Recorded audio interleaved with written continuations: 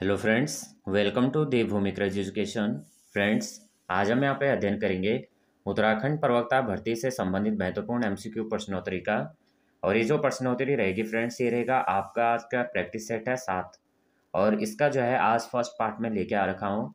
इससे पहले मैंने जो है प्रैक्टिस सेट 5-6 जो है अपलोड कर रखे हैं और 2021 का जो पेपर हुआ था उसको भी अपलोड कर रखा है। अगर आपने अभी तक चैनल को लाइक शेयर और सब्सक्राइब नहीं किया तो प्लीज़ चैनल को लाइक शेयर और सब्सक्राइब कर देना। बेल आइकन को प्रेस करना, जो भी मैं वीडियो अपलोड करूंगा उसका आपको नोटिफिकेशन मिलता रहेगा।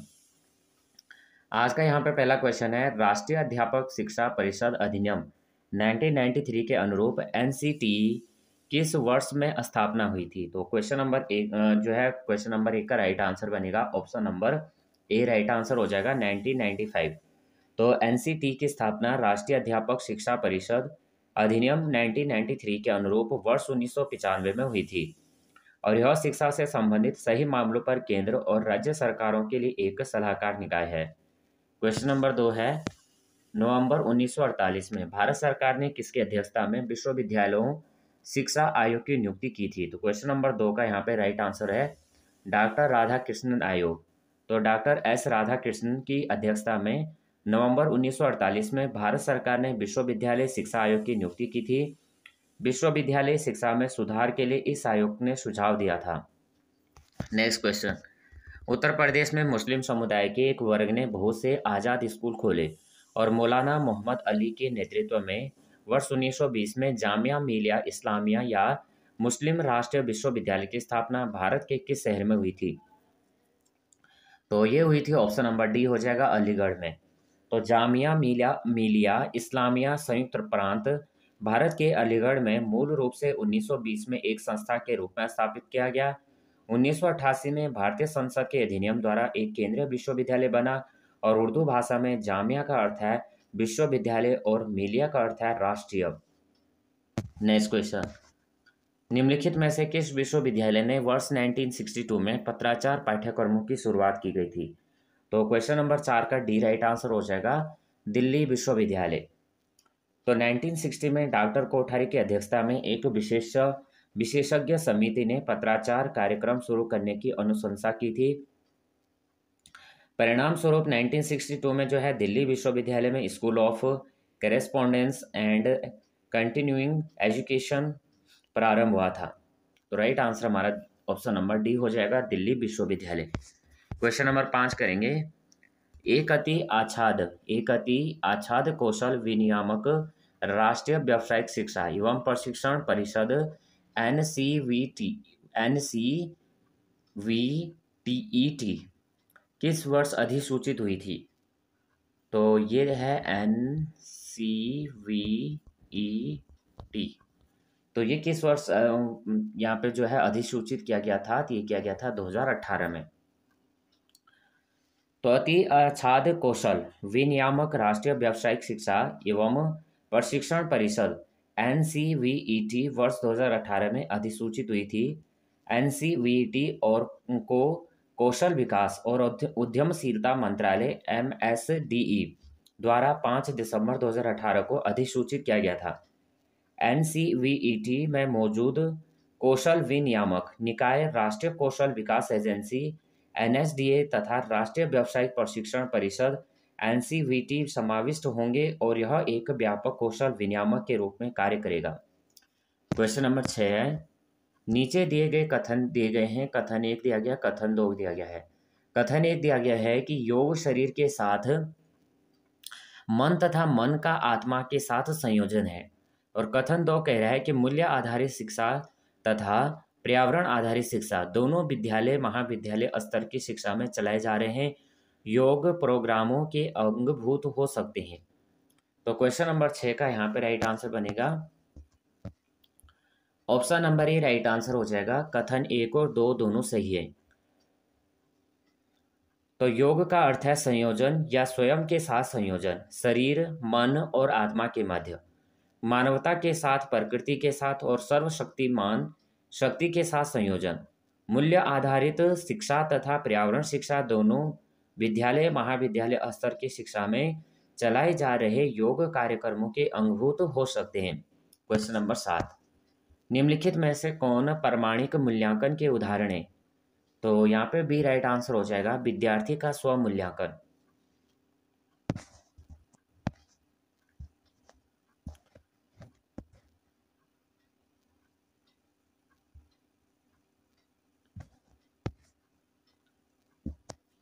Option number B. और दूसरा है पोर्टफोलियो। क्या क्या हो जाएगा? विद्यार्थी का स्व मूल्यांकन और पोर्टफोलियो, यानी कौन प्रामाणिक मूल्यांकन के उदाहरण है? तो क्या हो जाएगा? विद्यार्थी का स्व मूल्यांकन और पोर्टफोलियो। ऑप्शन नंबर बी यहाँ पे राइट आंसर हो जाएगा।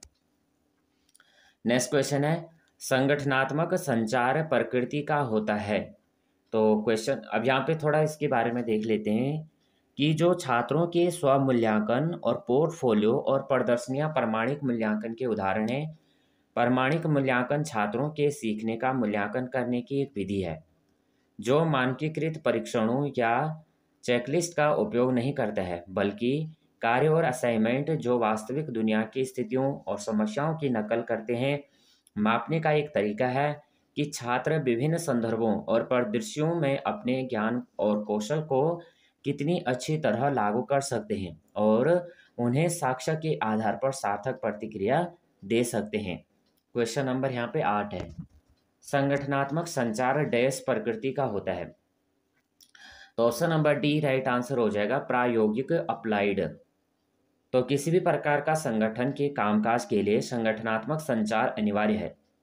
जब व्यक्तियों का एक संगठित समूह समान लक्ष्यों को प्राप्त करने के लिए एक अपेक्षाकृत संरचित, संगठित और एक मुक्त प्रणाली के साथ अन्योन्याश्रित रूप से संप्रेषण या संचार में शामिल होकर काम करता है, तो इसे संगठनात्मक संचार के रूप में जाना जाता है। संगठनात्मक संचार की प्रकृति प्रायोगिक होती है। क्वेश्चन नंबर 9, संचार के बारे में संचार को क्या कहा जाता है? तो ये हो जाता है अधिसंचार। तो संचार के बारे में संचार को अधिसंचार कहा जाता है। अधिसंचार यानी मेटा कम्युनिकेशन शब्द को जो है वर्ष 1970 में जॉर्ज बेटसन ने प्रतिपादित किया था और आमने सामने बिना प्रत्यक्ष संपर्क के ही प्रभावी ढंग से बातचीत के संचालन हेतु मेटा संचालन अधिसंचार कौशल एक महत्वपूर्ण भूमिका निभाता है। क्वेश्चन नंबर नेक्स्ट करेंगे, क्वेश्चन नंबर है 10।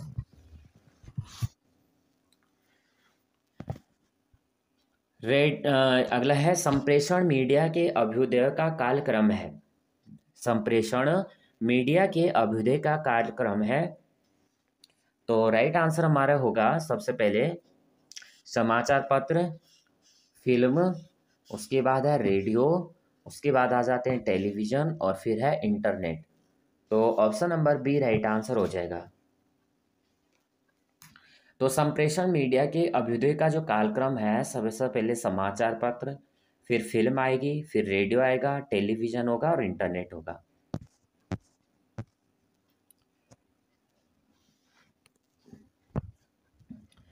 संप्रेषण प्रक्रिया को तब पूर्ण माना जा सकता है जब, तो 11 का यहाँ पे राइट आंसर हो जाएगा, डी होगा, अदाता संदेश को अवरोध करता है। तो संप्रेषण प्रक्रिया को तब पूर्ण माना जा सकता है जब अदाता संदेश का अवरोध करता है।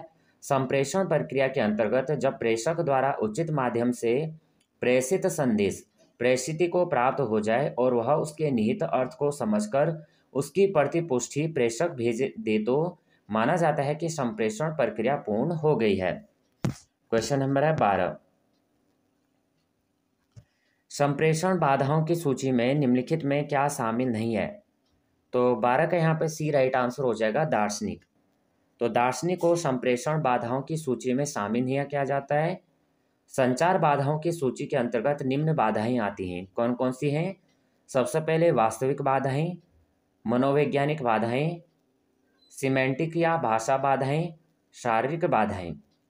तो संचार के माध्यम से संकेतों प्रतीकों की एक प्रणाली के माध्यम से व्यक्तियों के मध्य सूचनाओं का आदान प्रदान किया जाता है और संचार की अवधारणा में प्रेषक, संदेश और प्राप्तकर्ता तथा प्रतिक्रिया शामिल होता है। जो वास्तविक बाधाएं होती हैं वो होती हैं भौतिक बाधाएं, हमारे परिवेश के विकार का परिणाम है जो अप्रभावी संचार की ओर ले जाती हैं। मनोवैज्ञानिक बाधाएं मानसिक स्वास्थ्य और प्रभावित कर सकती हैं तथा संचार को कम प्रभावी बनाती हैं और इस तरह के आंतरिक भावनाओं को भावनात्मक शोर या मनोवैज्ञानिक बाधाओं के रूप में जाना जाता है और यह संचार के शक्तिशाली बाधाओं में से एक है। सिमेंटिक या अर्थगत बाधाएं, तो मुख्य बाधाओं में प्रमुख बाधा है एक ही भाषा बोलने वाले लोगों को एक दूसरे को समझने में कठिनाई हो सकती है और यह अंतर क्षेत्र, देश और पीढ़ियों में बदलाव के साथ बढ़ता है। शारीरिक बाधाएं होते हैं कि जब प्राप्तकर्ता या प्रेषक की शारीरिक स्थिति ठीक नहीं हो जाती है तो यह संचार में बाधा उत्पन्न करता है। क्वेश्चन नंबर 13 है, कंप्यूटरों के संदर्भ में BIOS किसका शब्द संक्षेप है? तो क्वेश्चन नंबर यहाँ पे 13 का राइट आंसर बनेगा डी बनेगा, बेसिक इनपुट आउटपुट सिस्टम। क्या बनेगा? कंप्यूटरों के संदर्भ में BIOS, BIOS। तो ये पूछ रहा है कि बायोस का यहाँ पे जो है किसका शब्द संक्षेप है, तो basic input output system.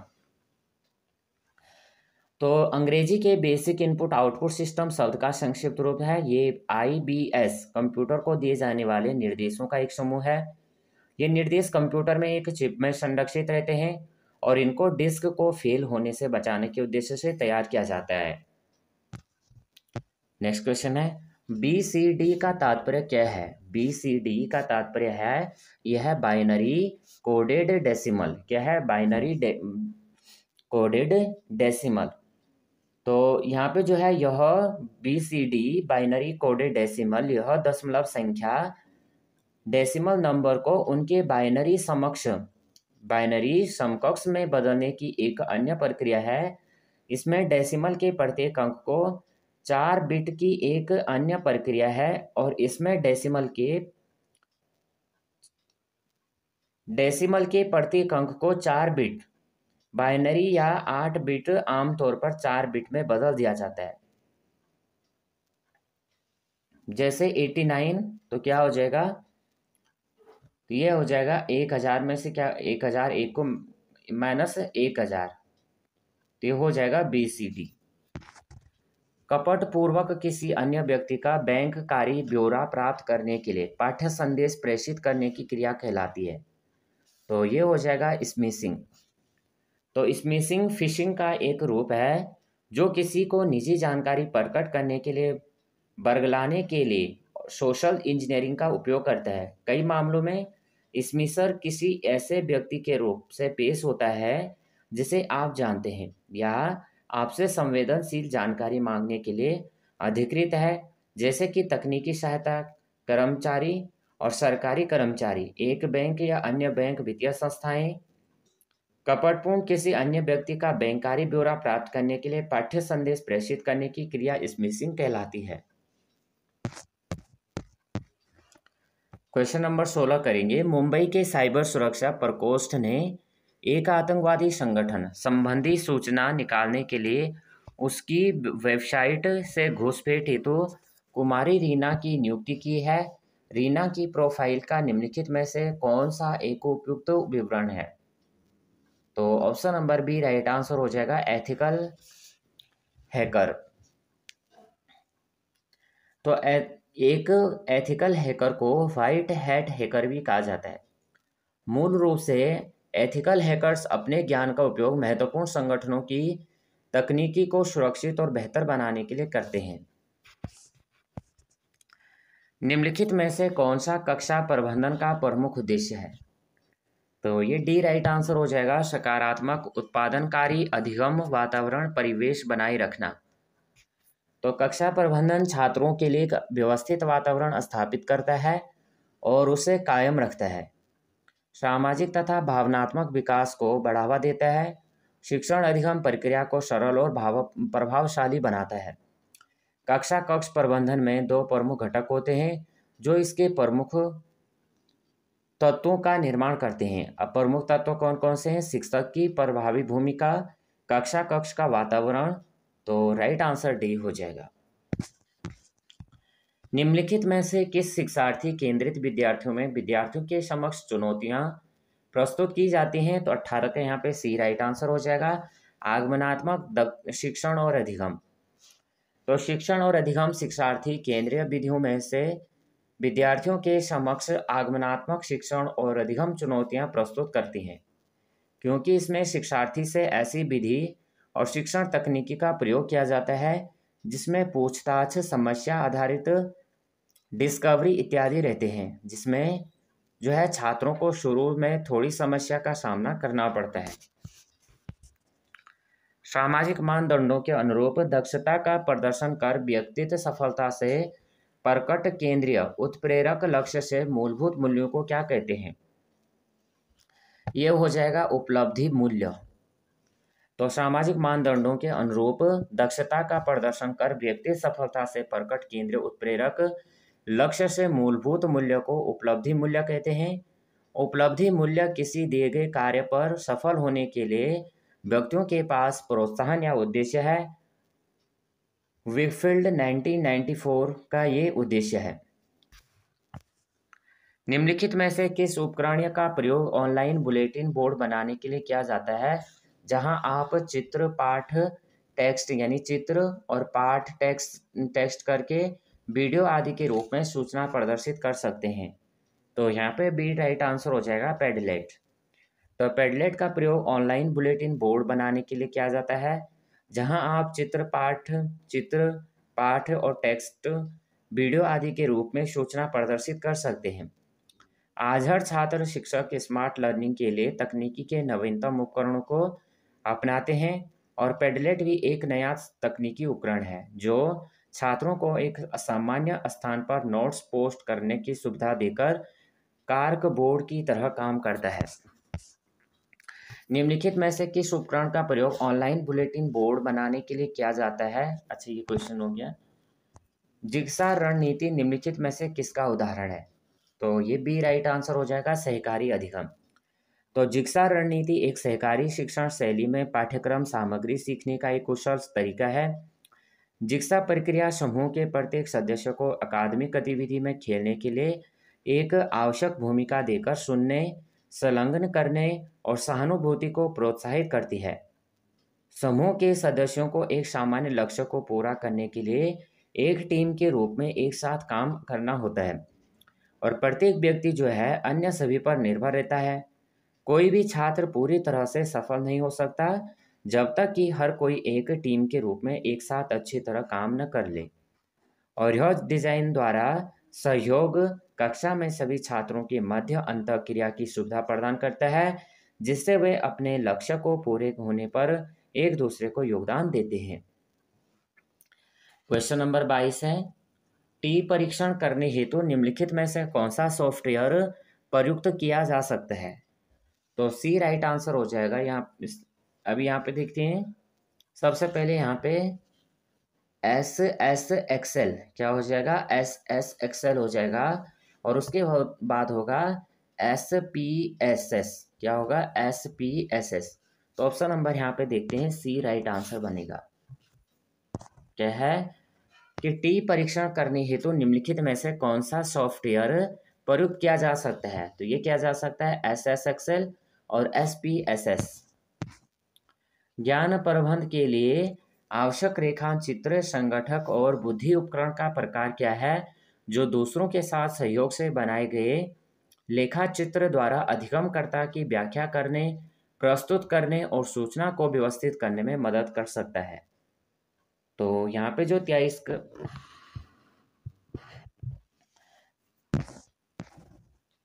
Option number A right answer बनेगा, अवधारणा मानचित्र।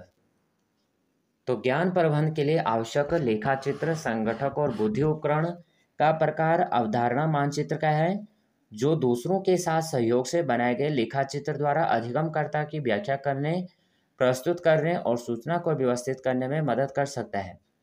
यह एक संरचनात्मक अधिगम प्रवृत्ति है जो किसी के सोचने के तरीके और किसी के ज्ञान के मध्य संबंधों को देखने का तरीका स्पष्ट करता है।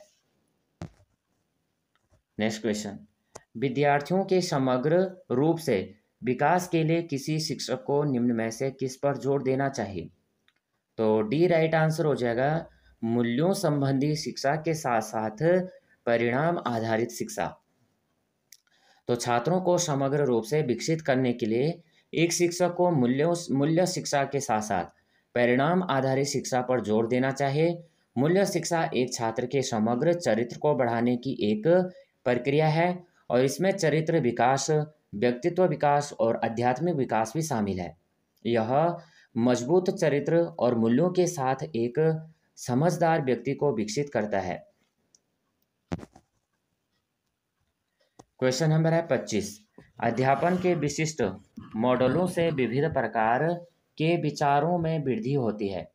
संकल्पना रचना एक ऐसा मॉडल है जो आगमनात्मक रूप से समस्या समाधान का प्रशिक्षण देता है। संकल्पना निर्माण के चरणों का सही क्रम की पहचान कीजिए। तो यहाँ पे हमें बताने, यहाँ पे ऑप्शन दिए गए हैं। मंदों को सदस्यों के समान गुणों को श्रेणियों में रखना, विशेष समस्या की पहचान करना, श्रेणियों के लिए लेबल विकसित करना और विशेष समस्या से संगत आंकड़ों की यहाँ पे गणना करना। तो यहाँ पे सबसे पहले यहाँ पे देखेंगे सी राइट आंसर बनेगा BDE। अब कैसे? इसमें है कि संकल्पना निर्माण के चरण अधोलिखित है। सबसे पहले क्या क्या है कि विशेष समस्या की पहचान होनी चाहिए, विशेष समस्या से संगत आंकड़ों की गणना करना, मंदों को सदस्यों के समान गुणों को श्रेणियों में रखना और श्रेणियों के लिए लेबल विकसित करना। तो सी राइट आंसर बनेगा। क्वेश्चन है, क्वेश्चन नंबर है 26। सूची 1 को सूची 2 से यहाँ पे सुमेलित करना है। एक जगह दी गई है शैक्षिक तकनीकी और दूसरी जगह दी गई है सामग्री यंत्र। तो सबसे पहले कह रहा है कि दृश्य मुद्रण। तो दृश्य मुद्रण हमें बताना है कि इसमें क्या होगा। और त्रिआयामी अप्रेक्षित दृश्य और प्रक्षेपित दृश्य श्रव्य और बहुसंवेदी पैकेज। तो यहाँ पे जो सबसे पहले होगा दृश्य मुद्रण। तो दृश्य मुद्रण क्या होगा? मुद्रण यानी प्रिंट होना, तो ये क्या हो जाएगा? समाचार पत्र होगा। त्रिआयामी अप्रक्षेपित दृश्य, त्रिआयामी अप्रक्षेपित दृश्य, तो ये आपका हो जाएगा ग्लोब। क्या होगा? ग्लोब हो जाएगा। और प्रक्षेपित दृश्य और श्रव्य क्या होगा? दृश्य भी होगा और श्रव्य भी होगा, तो उसे वो हो जाएगा टेलीविजन। और उसके बाद बहुसंवेदी पैकेज, तो लास्ट में क्या बचा है? Teleconferencing. तो यहाँ पे दृश्य मुद्रण, समाचार पत्र, त्रिआयामी अप्रक्षेपित दृश्य ग्लोब होगा, प्रक्षेपित दृश्य श्रव्य टेलीविजन होगा और बहुसंवेदी पैकेज आपका टेली कॉन्फ्रेंसिंग होगा। तो ऑप्शन नंबर यहाँ पे सी राइट आंसर बनेगा। सॉरी, सी नहीं, ए बनेगा। निम्नलिखित में से कौन सा हार्डवेयर नहीं है? इनमें से कौन सा हार्डवेयर नहीं है?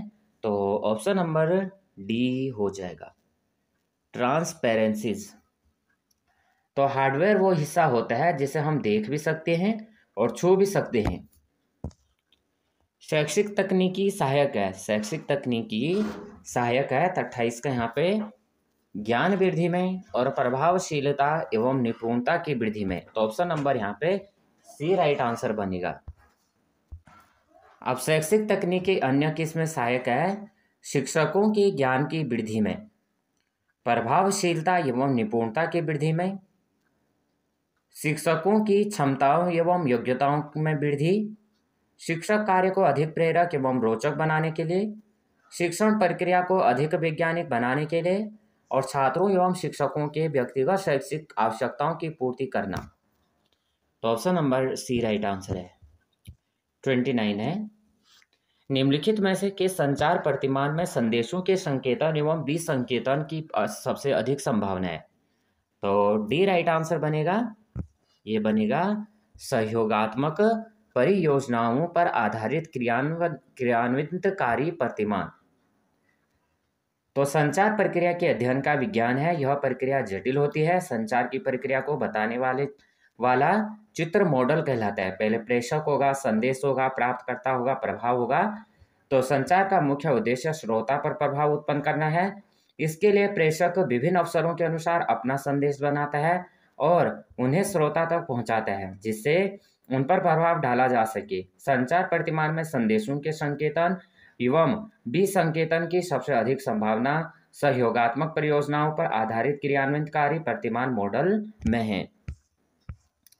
क्वेश्चन नंबर 30 है, संपूर्ण गुणवत्ता प्रबंधन TQM, संपूर्ण गुणवत्ता प्रबंधन TQM की संकल्पना प्रारंभ हुई। तो ये हुई थी 1983 में। तो संपूर्ण गुणवत्ता प्रबंधन की संकल्पना 1983 में प्रारंभ हुई।